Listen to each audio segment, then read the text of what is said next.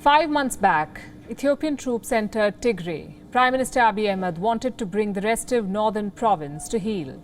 He promised a swift and decisive victory, a quick return to normalcy and prosperity. Instead, his troops have bathed the province in blood, raped entire villages and massacred Tigrayan youth. It's a humanitarian crisis of biblical proportions.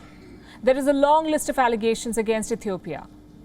But they have been difficult to prove because the government has cut off the internet. Foreign media have been barred from entering Tigray. Inside this dome of radio static, Ethiopian troops have committed untold horrors. We do get reports of their ruthless tactics, but until now, there was no visual evidence. Well, now we have it. We are now going to play out a video for you. It is raw and, quite frankly, bone-chilling. What you're about to see is a massacre caught on camera, a mass execution by bullets carried out by the Ethiopian army. The images are disturbing. We advise viewer discretion.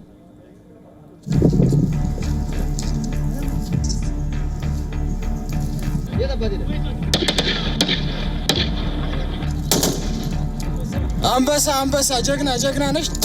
በቃ በቂ ነው እንዳትደግም። የወያኔ ሬሳ ነው ዘረጋግፈነዋል። በቃ ሞቷል።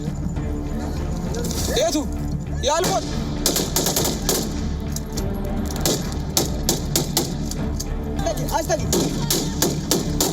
እያች ቦክባካ እይ ምኗ ቦክባካ ናት። በእናት ህወሓት ያሸንፋል አለ። መጨረሻው ይሄ ነው እንግዲህ። If you watch our show, you would know we do not broadcast such images usually. But sometimes these pictures are central to the story, to wake the world up to the horror playing out. More than a dozen young Tigrayans were shot dead here. The manner of their execution speaks volumes of the army's conduct. There is no dignity even in death. The victims' bodies are flung off the cliffside. The soldiers are mouthing abuses at the dead bodies. One of them can be heard saying, "Don't waste bullets. Use minimum shots to kill the captives." This video is humanity at its worst. But you know what's even more horrifying? Yes, there's more. Thousands of civilians have been killed in this war, many of them in massacres like this one. Some opposition parties claim as many as 50,000 people have died. But as we said at the start, with no internet, these reports cannot be confirmed. Informants in Tigray have compiled a list of casualties for a university in Belgium. It talks about 151 massacres, each of them with at least 5 victims. The United Nations says more than 500 rape cases have been reported in Tigray, and these are only the reported ones. They covered just 5 clinics. The actual numbers are likely to be far higher. The details of these cases are even more gruesome. In some instances, men were forced to rape their own family members at gunpoint.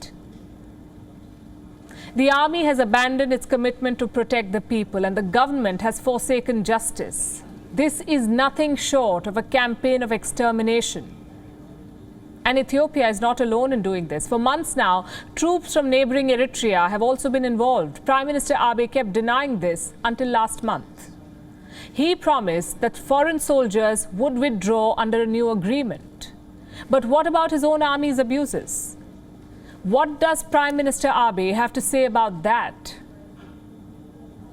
He says the government will hold the troops accountable. To do that, he will have to win the war, and he's no closer to doing that than he was 5 months back. The atrocities have galvanized the Tigrayan people. The rebel army is swelling. It's a collective failing. The ethnic cleansing in Tigray is the collective failure of the world community, not just these governments. The United Nations failed to mediate. The African Union failed to dissuade Abiy.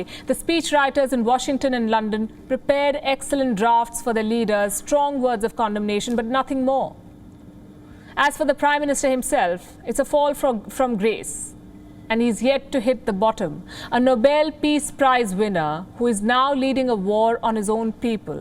Prime Minister Abiy will forever be remembered as the man who shredded the social fabric of Ethiopia, a merchant of peace who traded in massacres.